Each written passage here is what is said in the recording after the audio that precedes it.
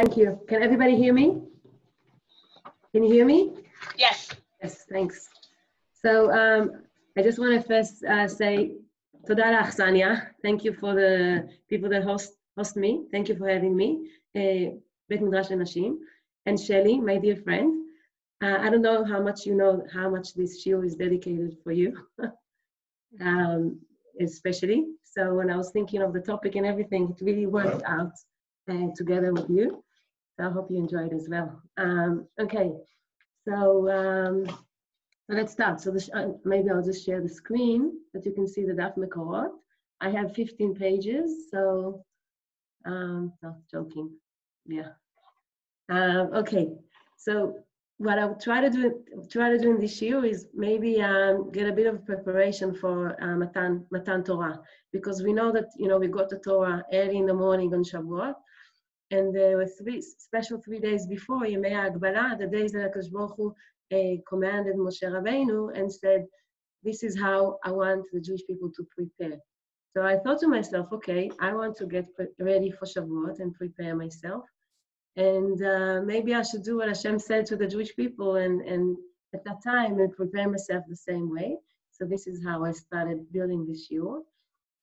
So we will start with the Pasuk Harishon. And I thought maybe just one more thought before, that Ma'amad Har Sinai, Kabbalat Torah, it's Chazal compare it to a wedding. Yeah, there's a chuppah and the Torah is the ketubah, and the whole thing of Ma'amad Har Sinai was really similar to chuppah in many ways.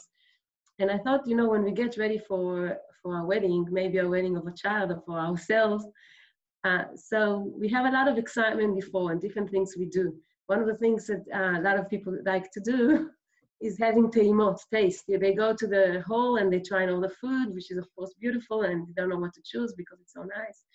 And they do rehearsal and they're thinking of the brachot of the chuppah and all these things around. So I had a little bit of feeling, okay, let's have teimot. Let's go now excited and try to taste of it, because how do you prepare yourself for Chag Shavuot? More than everything is learning Torah, is a bit of a taste of the Torah.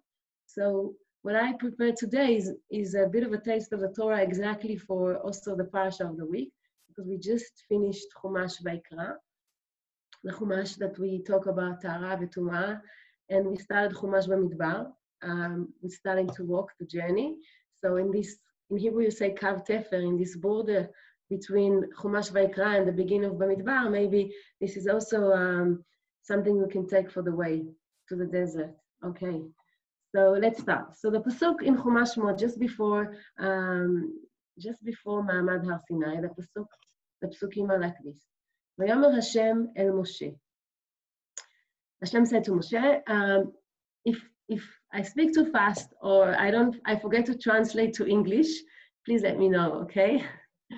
As you can see, I'm very Israeli. Okay, so ויאמר השם אל משה, לך אל העם וקידשתם היום ומחר. Okay, you need to be מקדש yourself, purify, not pure, קידוש yourself היום ומחר, וכיבסו שמלותם, and you should put some laundry, yeah? Wash your clothes, your dresses, והיו נכונים, and be ready. Yeah, nachon is right, is true, but when you say v'heyeh nachon, it means, like the Lion King, be prepared. So that's exactly the v'heyeh nachonim. L'yom hashlishi, ki b'yom hashlishi yered Hashem le'enei kol ha'am al har Sinai. So basically Hashem says two things. You have to lekadesh yourself and you have to wash your clothes. So obviously, he's not leaving the house and say to the kids, don't forget to put the washing on. What does it mean, lechabes, to wash the clothes? So the Midrash in Mechilta says, Mechilta is the Midrash of the Chumash Shemot, and kibus bgadim, what is washing clothes b'Torah? She'eno ta'un tvila, which means they had to do tvila, to dunk in the water, they had to purify themselves, to be tahor. So we see the two things, we see kedusha and we see tahara, two processes that they had to do in order to be ready for Ma'amad Har Sinai. So I was thinking, okay, so all right, my homework now for before Shavuot is to be litkadesh v'litaher. So how do I really do that? Should I go to the mikveh? How are we mekadshim ourselves? How are we metaharim ourselves making ourselves ready for Ma'amad Har Sinai. Okay, so I wanna bring, I don't know, maybe it's not a different mindset, but it's a little bit of a bit of a tour, a short tour to Chumash Vayikra, and a little bit of tasting an angle from Kedusha v'Tahara, and bringing it to the preparation of Chag Shavuot, and yeah, and putting it in a goldy and whitey way. Okay, so this is what we're gonna do. So the pasuk maybe that is I chose to bring, which is a very powerful pasuk, is a pasuk from Chumash Vayikra. They're talking, sort of summarizing all these issues with Kedusha and Tahara, V'chol, all those concepts that we not always really understand. What does it mean? Sometimes we think, okay, Tahor, it's kashrut to Beit HaMikdash. It's not related to us. What does it mean? What's the differences between Tameh and Tahor and Kadosh and Chol? When things, moving from one to each other. So make maybe a little bit of order, or maybe a new angle to look at this. So the pasuk says, it's a pasuk in Parashat Shmini, exactly after Nadav and Avihu died in Beit HaMikdash. So Hashem says this pasuk, ulehavdil, to distinguish between HaKodesh uven HaChol, uven HaTameh uven HaTahor, ולהורות את בני ישראל את כל החוקים אשר דיבר השם אליהם ביד משה. Which means שהקדוש ברוך הוא מבדיל, make a difference between the Kodesh, the holiness, and the Chol, and between the Tameh, the impure, the unclean, and the Tahor. Okay? So if you look at this pasuk, something is really, jumping out from the pasuk. There's something not in order. Can you see? Can anyone tell me what do you see that it's maybe not in place? Not everybody together. Look, you can unmute yourself if you really, really want to talk. Okay, so Vayomer Moshe is usually the beginning of the sentence. Yeah, no, I just quoted I want to look at those words. The HaKadosh Baruch Hu is saying to us to make havdalah different between Kodesh and Chol, and between Tameh and Tahor. It would make more sense for it to be ben Kodesh lechol uven HaTahor HaTameh. Yeah, exactly. Thank you. I don't know who is talking. I can't see everybody. It's Orpaz. That was Orpaz. Alan Orpaz. Okay, toda rabah. So that's true. So if we think it should be Kadosh and Kodesh and Chol, and then Tameh and Tahor. So why there's swapping there? Why we have Kodesh and Tameh and Chol and Tahor together? So maybe to understand that, I wanna give you a few examples of the connection between Kedusha and Tum'ah, because we have a couple here that I wanna emphasize more, and this is the Kodesh and the Tameh. What's the connection between being Kadosh and why being impure is related to Kodesh? We know in the Torah, person in the time of the Mikdash didn't have to be a Tahor all the time. But if he wanted to go and eat Kodashim, or he wanted to go to Beit HaMikdash, then he had to go to the mikveh and purify himself. But basically people, if we look at the Gemarot and the Midrashim, you can see that the tendency of the people was to be, most of the time when they could, to be Tahor, and people had a lot of mikveh and they keeping themselves Tahorim. But people could live really, cool life being Tameh, unless they needed to go to Beit HaMikdash or do something that relates to Kodashim. But we see that when the Torah mentions Kodashim, always says that it relates the Tum'ah together with the Kodesh. Okay? All right, so let's see. One second, sorry. Okay. Maybe just before that, I wanna mention something that I forgot to say in the beginning. That there's many ways to define kedusha and tahara, holiness and purity. Maybe we can say briefly that kadosh, if we speak about kadosh, kadosh is a kadosh baruch hu, it's Hashem, and we know that kadoshim to you is prushim to you, which means being kadosh means being different. Something different. When we look at the world, we can live and don't relate to holiness and to kedusha. But when we look at objects and people and we find the godness, the kedusha, the kodesh in it, we realize that it's not just what we see, there's something beyond it. This is when we are connecting ourselves to kodesh. And usually purity is going under the mikveh, feeling clean, feeling this special feeling of like a newborn inside the water that we're, surrounding the world before it was even created. And we usually also say that when you want to get to Kedusha, when you want to see the deepness of life, you want to see the holiness, the godliness inside the world. So when you purify yourself, when you are tahor, when you are, standing in front of God and you are understanding where you're coming from and with no pride and no depression, etc. So this is when you can live your life with Kedusha. So there is a connection between, this is like, usually we say that the tahara is a way to get into Kedusha. Okay, so, and we have also in Chumash Vayikra, when they're talking about Kedusha, they're talking about mainly 3 different Kedushot. Kedusha, we call it Ashan. You have Kedusha in places, in the Olam. You have Kedusha with people or objects, and you have Kedusha with time, yeah? Kedushat HaZmanim, Shabbat, and the holidays. So that's different things.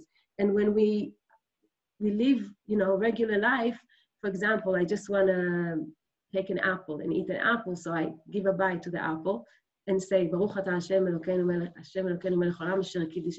No, we don't say asher kiddishanu, but I say the bracha of Borei Pri Ha'etz, and I bring the holiness to this simple act of normal living, of bringing the God and the beyond and what was before and what will be after into this basic act of eating an apple. So this is basically when we do the mitzvot, asher kiddishanu b'mitzvotav, when we do mitzvot, this is how we mekadshim the life and the physical and normal mundane things that we do every day. Okay, so let's see. So the Masechet, okay, we'll start with the Pasuk in Vayikra. The Pasuk in Vayikra is talking about when we're going back to the Kedusha and the Tum'ah to see the relationship between being Kadosh and being impure.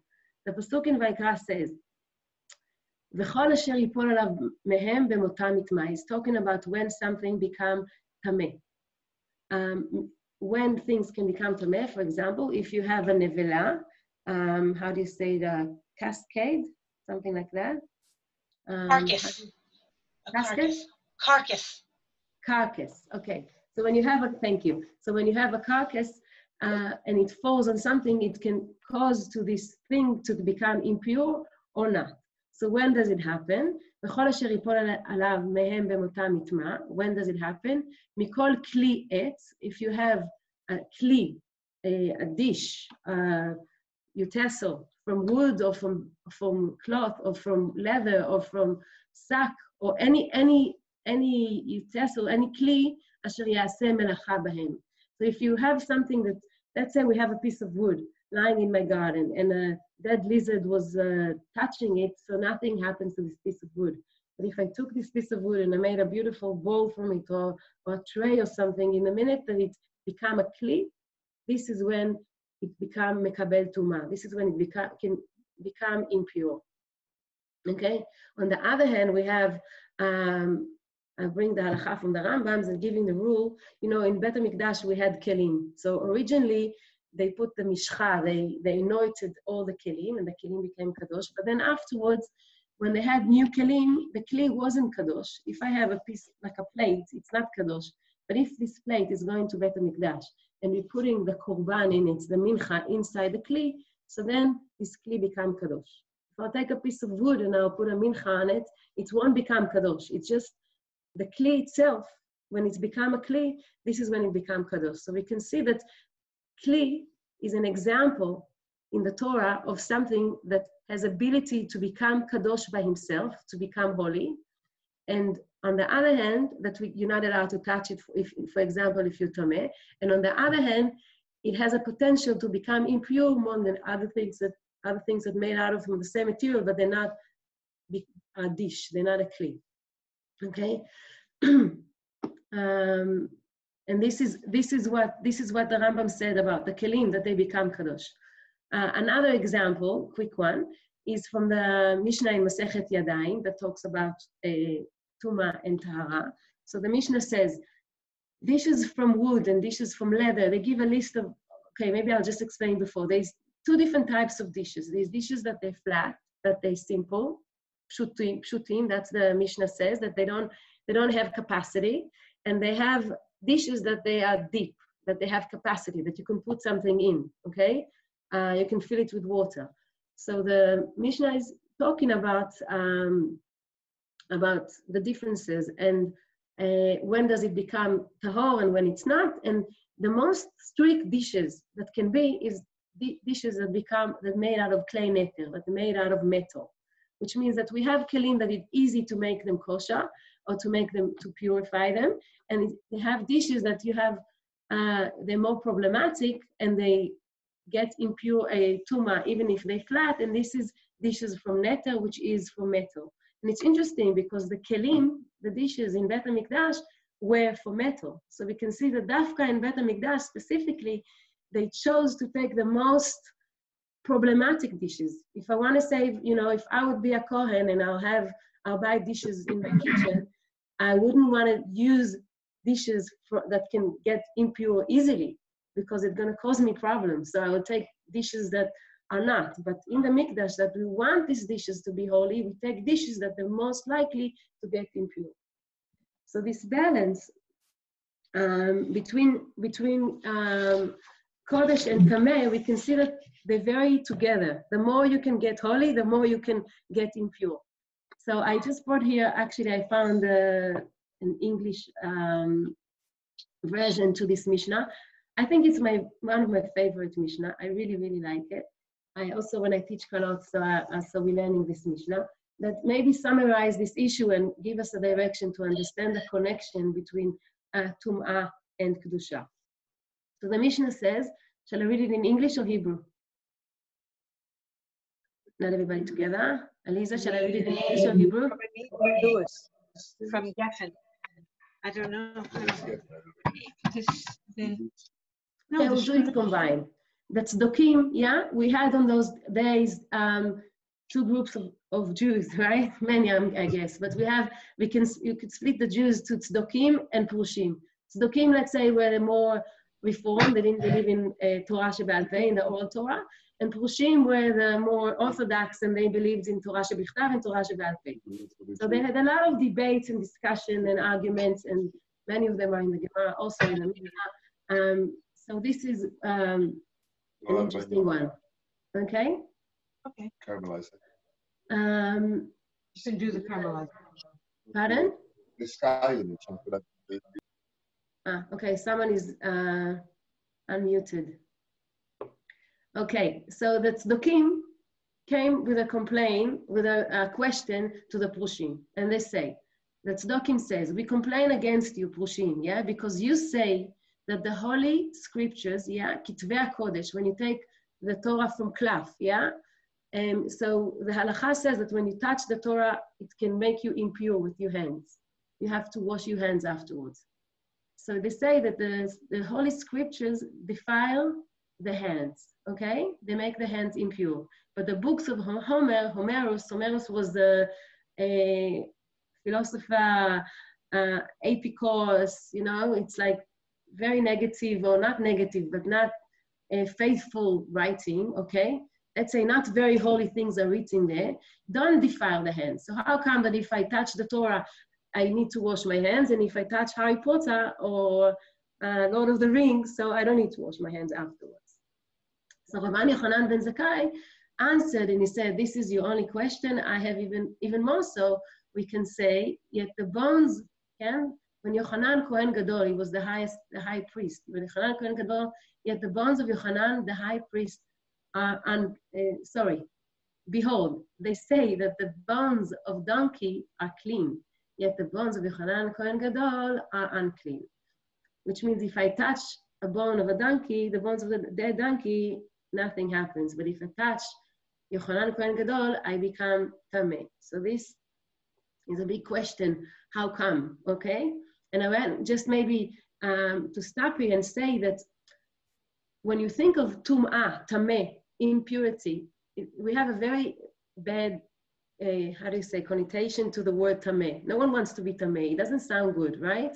The Torah uses it many times for the big three averot of avodah zarah, gilui ariyot, and shfichut damim, for the idolatry and adultery and not to kill, right? It's an impure thing. When the Navims also want to use a phrase to say that the people of the country of Israel are having horrible sins, so they say v'tam'ah ha'aretz, the aretz become tameh. But we can also, if we think about it, we can have a tzaddik person, all right? He's just listening to a shiur and staying tehillim together, and someone knock on the door, a poor guy, and he's going to give him tzedakah, and meanwhile he's greeting another person, and he's doing and smiling to him, and he's doing, I don't know, lots of mitzvot together, and in that moment, a dead sheretz is coming, and he's stepping on it, and he become impure. So what did he do wrong? People work in Chevra Kadisha, and they do tahara for a person. It's the most, people that are dealing with the dead people, it's amazing mitzvah, and then they become impure. Tameh met, if they want to go to Beit HaMikdash, they have to litbor. So we can see that sometimes impurity is not necessarily negative. There is something in the harmonia, the harmony of life that was stopped, and they have to go to the mikveh. There is something that happened there. It's not for this shiur, but it's still not necessarily negative. So, so the answer was, Amru lo, they answered, according to the affection for them, so the impurity. Okay?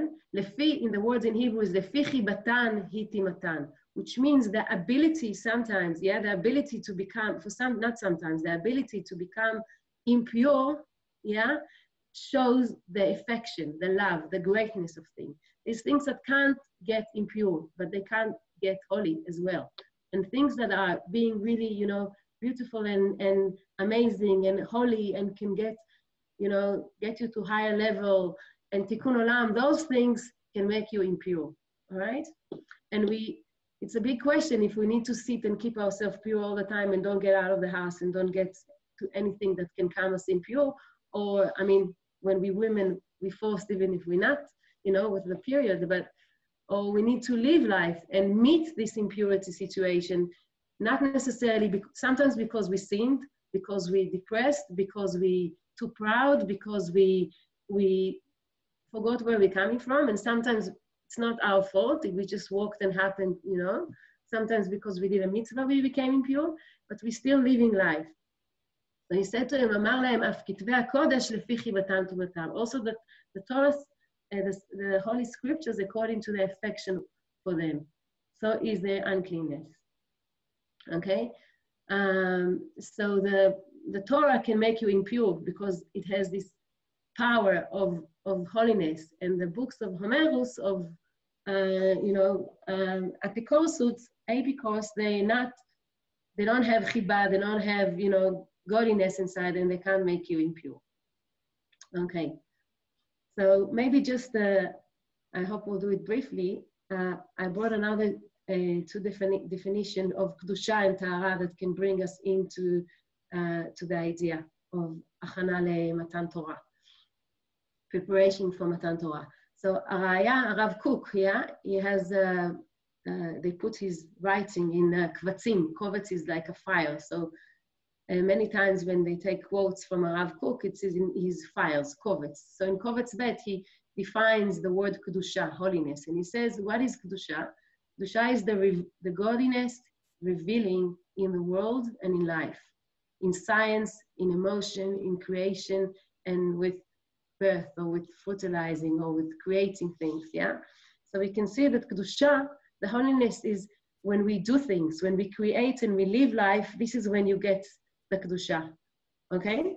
I want to bring a nice definition for tahara, from the Torah. The first time I think it's mentioned is from the pasuk after Chet HaEgel, also with Ma'amad Har Sinai, Katuv, that Moshe and Aaron ונדב ואביהו ו70 מזקני ישראל went and they saw the God of Israel and under his legs, תחת רגליו, was מעשה לבנת הספיר, the supper, וכעצם השמיים לטוהר. That's the pasuk says, לטוהר.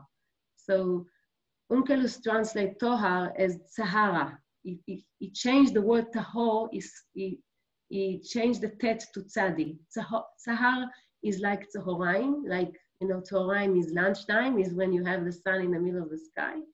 So latohar means that it's a very clear talul, something very, like when the light is very, I forgot how you said in English, very shakuf kaze. Yeah, 1 second, sorry. Yeah, transparency, yeah? Let's see how the Rashar Hirsch explained. He says, tahor is close to the word sohar, which is a window, bring it, or bring the light in, yeah? And sohar, and sohar el shakuf, which means it has transparency, it's see-through. It has something chalakim homogenim, and the light can go and inside it. In Kana tahor, the pure, everything that is pure can observe the light of God, which means that when someone is tahor, has nothing to block him. Think about it that when you speak about tameh, tet mem aleph, it's the same word as atum, is blocked. Atum is blocked, and tameh means that there's something that blocks you. You're running life, you're living, you know, holy life, and then all of a sudden something happened and you become tameh, which means you met something that blocked you from the light, from connection to keep seeing the godliness and keep living your holy life. And this is a tum'ah. And the tahor is when you remove it, when everything is clear, when you connect, your connection to the deep thing is very smooth and with no breaks and nothing to block it. And the light of Hashem, choder, is choder, go into his spirit and his body, and the opposite, he says, is the tameh, as we say.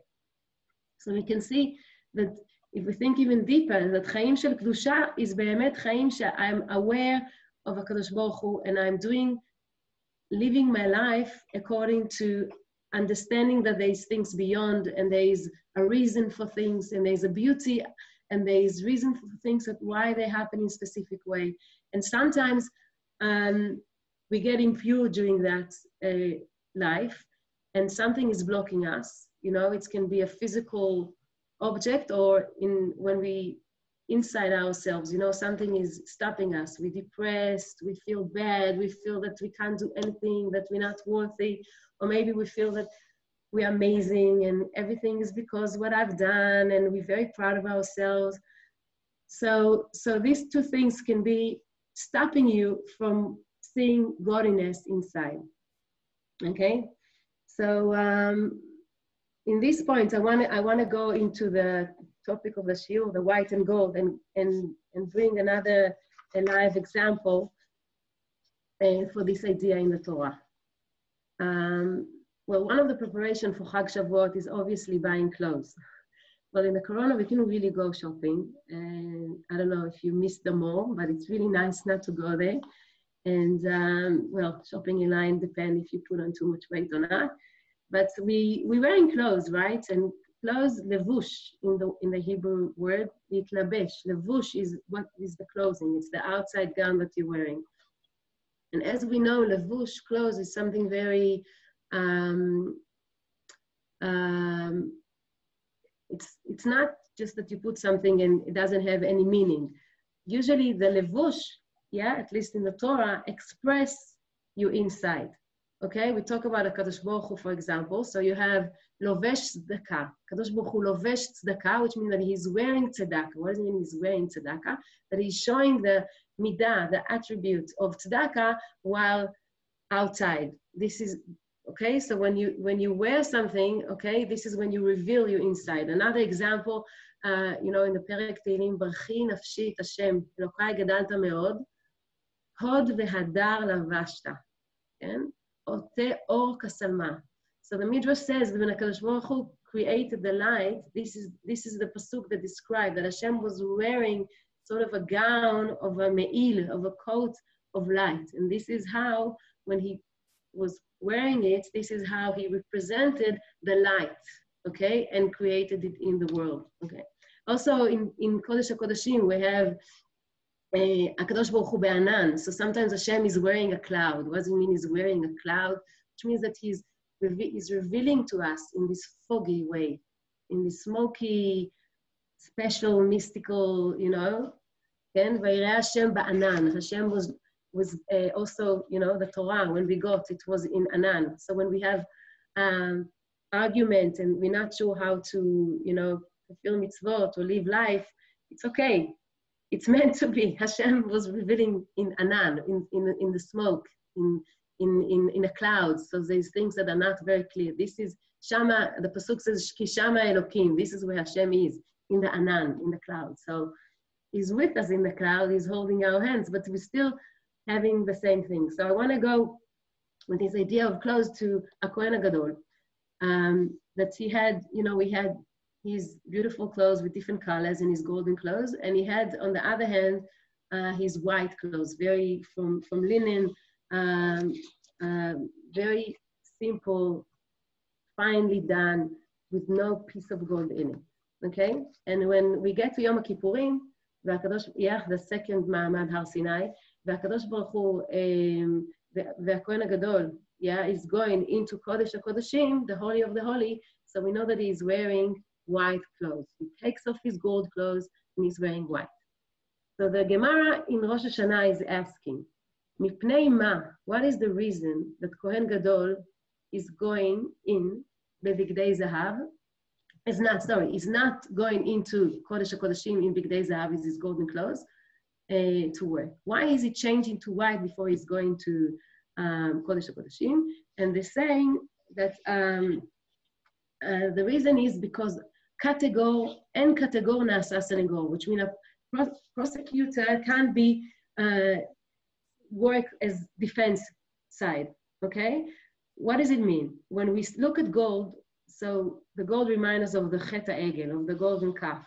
And when Aaron is going into, Kohen Gadol is going into Kodesh HaKodeshim, we don't want to say to Hashem, hey, look, he's wearing gold, remember our sin, and then Hashem will be angry and won't forgive us, and it will be putting on, you know, in the court, something negative that we did. So when you go to this very, very deep point of Kodesh HaKodeshim, you don't want to wear gold. So this is a very nice idea. And I remember for years that I was thinking to myself, okay, so it's not good to wear gold. And I remember even as a child when I learned that I was feeling like bad sometimes to have a golden jewelry because I'm reminding the Chet HaEgel. So Kohen Gadol is wearing so much gold, and Beit HaMikdash is loaded with gold, and there's so much gold there. So what is it gold represent exactly? What is it white represent? And why is it allowed to wear gold all the time in Beit HaMikdash besides this specific time of Kohen Gadol that he have to wear white in Yom Kippurim b'Kodesh HaKodeshim?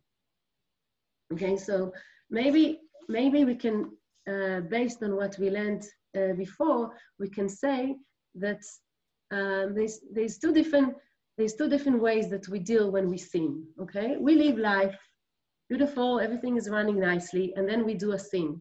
So when we look at the sin, there's different ways we're dealing with it. I mean, parallel ways. On one hand, we're thinking, oh my gosh, it was terrible, and what have I done? And thinking about the bad things, and then say, okay, how I'm going to correct it? If I'm going to stand in the same situation, how I'll deal with it, and instead of making negative, I'll make something positive. How I'm going to, you know, pay for this thing that I've done and make it better, the world better, etc. So we looking at the sin in his eyes, and we're saying, okay, I'm using my powers that I use for bad way to use it for good way. I'm using the gold that I use to sin for beautiful things and good things to do in Beit HaMikdash. And we have also the other point that we have the neshama has, you know, different layers, and there's the deep, deep, deep part of the neshama that is called Yechidah, the one and only, that is white always, that is always clear, that is, you know, still with the very cold connected with the, like, was never born, you know, under the water. We have something very pure. After Am Yisrael Chata, sinned with so many idolatry and went to do Avodah Zarah with so many nations and so many different things, they still, Hashem is calling him Betulat Israel, you know, the virgin, like you never sinned, you never been. How can you say that? We did. But there's something with us that stay always, always, it's this very, very piece of God in us that you can't impurify, that always stay white. And this is where we go back when we purify ourselves. So this white and gold in a way represent those two, I don't want to say dimensions, but there's two sort of channels we go through and two different aspects that we run in our life. I'm trying to think of an interesting way to explain it. Like in the Corona, I was sitting at home a lot with my son, 17 years old, that he has to do his bagruyot, his TEs, exams in maths, and he had to catch up a lot. And so I had to catch up with him a little bit. So we were talking a lot about function, okay? So when you look at a function, you have the X and the Y, and the function is, you know, running. It has its destiny and moving and rule and a relationship between the X and the Y that created. And you have those points that it's maximum point or minimum points, but those points that it change the curve and keep going and moving with the same direction. So I thought to myself that those points, you know, when you derive them, you know, it's supposed to be zero. I don't know how you say it in English, but we have in life, we're sort of running our life, and we're supposed to live life with Kedusha and do good things and understand what Hashem wants and be connected and not live life for nothing. And we have those moments in life that we're stopping and we're saying, okay, I need to go to the petrol station. I need to remember that I'm bitul, that I'm, for a second, I'm zero. I'm going under the water and I'm taking back powers. I'm wearing white and I'm going back to HaKadosh Baruch Hu, to this very, very inner point of me of clean and clear. And then I'm going back on to wearing my gold things and creating, okay? You can go on a holiday and have, and get to this beach, for example, that it looks like, we call in Hebrew, Bereshit, not Bereshiti. The view is like from Bereshit. It's like no one touched it. Everything is so beautiful, okay? You left your mobile phone in the car, you go barefoot, you feel the water, you connected there, you see fruit on the tree and you bite it without even taking it off, okay? Because you don't even want to change anything that was the same way that it was. It's very beautiful and it's very natural, but this is not how we live. I see a piece of tree and it's magnificent, but I also know that I can cut this tree and I can make boats and I can make bridges and I can make, you know, I can pick up the fruit from the connected tree and make a beautiful topping with berries to my very sophisticated cheesecake for Shavuot. We live life with passion, want to make the world not like sophisticated and beautiful and complicated in a good way, and smart and comfortable, and all those beautiful things that we have, kochot, that Hashem put us in this world to act and act. And we have those moments that we are stopping and we're remembering, okay, I'm going under the water. Ani bitul, everything is from HaKadosh Baruch Hu. He will be, he was, everything is from him. And I know, it's like the same movement that we do when, I think about it a lot when I daven, that when we say Baruch Atah Hashem, so we have those, you know, Baruch Atah, that we bend to Kadosh Baruch Hu and we sort of say, I'm nothing. And then we stand up and say Hashem, you know, straight. I'm here to act in this world. So these two axes, maybe you can say, of Kedusha and of Tahara is paths that the Kedusha is a path of life that we're going, and the Tahara is places that we stop to keep going. And if we go on the wrong direction, or we're stopping, or we blocked, so it put us back on the track. just before Ma'amad Har Sinai, Kadosh Baruch Hu says, "V'atem tiyu li mamlechet kohanim vegoy kadosh." This is our destiny, to be goy kadosh, to be am kadosh. And the Midrash in Shir Hashirim is saying, how do we get kadosh, and how do we get tahor? How do we do it through specifically the Torah? I'm not saying, okay, let's book an appointment to the mikveh lady, and then let's go and build building tomorrow morning, you know, to the mikveh tonight, and then start to do something. I'm saying, how do we really, Erev Shavuot, purifying ourselves and preparing ourselves that, you know, when we get the Torah, we really continue with Chayei Kedusha. So first, the Midrash in Shir Hashirim is saying, Ma ha'mayim metaharim et ha'adam mitum'ah. What's the word that purify the person from tum'ah? The same, the Torah is purifying the tameh mitumato. So the Torah has the value, has the ability, the power to make us pure, okay? Not halachically, you know, learn Torah and then you can be with your husband without going to the mikveh, but when we talk about the nefesh, the neshama that needs to go through this process of mikveh, the Torah is the mikveh. מה המים מטהרים את הגוף, ככה תורה מטהרת את הגוף. It's purify all of us. I remember I grew up in Yerushalayim, and I used to go to the Kotel every Shavuot with my dad to see the sunrise and be there. And for many years, you know, I lived in different places and now in Efrat, so I can't make it. So last year, I had the privilege to be in Yerushalayim with very close friends from our community in Australia that came to do Bar Mitzvah, so we joined them. And I remember that we went to eat dinner. We were staying in an apartment. We went to have dinner in a hotel, Erev Shavuot. I thought it's so cool not to cook, but then when you go to the hotel and you see everybody, you know, getting crazy about the food, it's like, okay, I want to be home. It was really beautiful, really, really special. And then I went out and I brought from home my chumash, and I wanted to go back to the apartment and have my own learning on Shavuot, my cheder yichud with the Torah. And everything in the street was so busy. People had the most beautiful, fancy Yom Tov clothes, and I had people talking, you're going to Yeshurun, I'm going to the great synagogue, and I'm going to Ramban, and I'm going to the Knesset this and that. And there was all these fancy, beautiful shiurim, and I felt, whoa, like I just want to go to this apartment and take my chumash that is, you know, has the smell of me already, and sit with it. And I went into the room after putting the kids to bed, the little one, and I hold the chumash and put my face in it.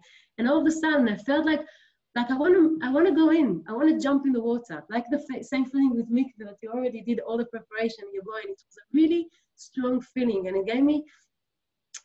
it was so exciting to see that the Torah, that the Midrash is talking about Torah like an experience of mikveh, because you really dwell in it. You really feel part of it. You know, when you go in the water, they explain that you become sort of part of the water. There's even a halachic concept to things that in the water, if they become impure or pure, you sort of lose your personality when you're inside the water and you become getting the characteristic of the water. The Rambam says, Keshem shemechaven, the same you are having kavanah, intention to be tahor, even that nothing happened in your body. So the same way, when you are, it's Kimberly, but when you decided that you don't want to be part of etzot ra'ot, you know, bad thinking or bad learning or bad reading or all of that, you bring your neshama to toivel, you know, in the water of knowledge. The water of knowledge is a phrase, water of da'at. Da'at is knowledge, da'at is Torah. You become tahor, which means you can pure yourself when you learn the Torah, when you are you're like seriously dunking in. And that's the pasuk also in Yeshayahu, Ki mala'ah ha'aretz de'ah et Hashem, that all the country, you know, we're going to be all toiveled in de'ah et Hashem with the Torah. K'mayim layam mechasim. It's like covering, like, you know, the ocean covers and we are underneath. So I think that even now, when we sit and we learn Torah, the experience of really making it just being there, just, you know, understanding that everything is from Him, and having this, wearing white and being dunking in and having all this intention that we think, you know, in the mikveh, the same way we learn the Torah. And back to the gold, of course, yeah, because this is life. So I found a beautiful Sfat Emet that is saying, he's talking about the Torah, you know, in the golden way. So he says, Ki HaTorah hi etz chaim. The Torah is like a tree, okay? So the Torah is the halachot, and the Torah is the root, the source, and the mitzvot are the branches that's spreading out of the roots, okay? And the spreading of the light of the Torah is infinite. Ad en tachlit. You can spread more and more of this holiness, you know? Sometimes when we leave our Chayei Kedusha, we stop it and we're thinking, oh, like, it's blocked, I can't do anymore. So you can always keep on, and it's wherever you go and each direction you go, if you do it with Kedusha and Tahara, you can keep on. Perusha Torah, the Torah has the koach to continue Kedusha bechol hamekomot. So if you're choosing to go somewhere and doing something, just because you feel like, just because it's okay. I feel like now going to, I don't know, to Tel Aviv and to have shopping there or to sit in a coffee place somewhere. Doesn't matter. Wherever the Torah has a koach to continue with this Kedusha everywhere. So which means that if I understand that, I take the Torah with me everywhere I go. And I take the Kedusha of the Torah and it keeps spreading. Shekan asa Hashem yitbarach. This is how Hashem created it, that everything is from the koach of the Torah. Velo od, not only that, look at this, it's beautiful, it's from both directions. אלא עוד, אלא כלפי רוב ההתפשטות, כך מתחזק ומתעלה שורש התורה. Which means that if I'm somewhere in the world, I don't know what, and I'm being חיי קודש, saying bracha, thinking of HaKadosh Baruch Hu, doing something that is part of חיי קדושה שבא מהתורה, so it's not only that I get this koach from the Torah, it's that I'm strengthening the roots. It's both ways. I have the power to make the Torah greater. אף שהוא מאוד נעלה. So, עם כל זה, even if that, the more we're expanding, you know, in the world, this is how the roots of the Torah is also. So it's not only that we can be tahor with learning Torah, and we can להתקדש with making Torah, we're actually making the Torah even more kedosha with our learning. So I really want to wish everybody that, yeah, שיהיה לנו, that we'll, I don't know, married to dwell in the Torah, to be, לטבול בתורה, להיטהר בתורה, לחיות חיי קודש של תורה. Yeah, and thank you. וחג שמח. חג שמח, thank you. Pleasure. יישר כוח, יישר כוח, תודה רבה. שמחה.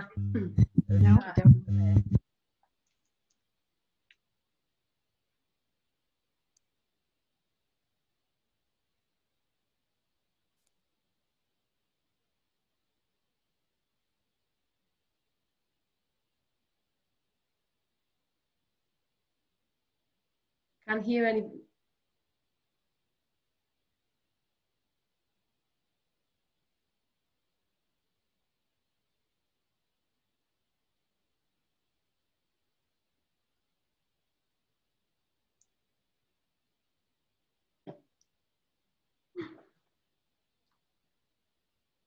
Can you hear me? Can you hear me?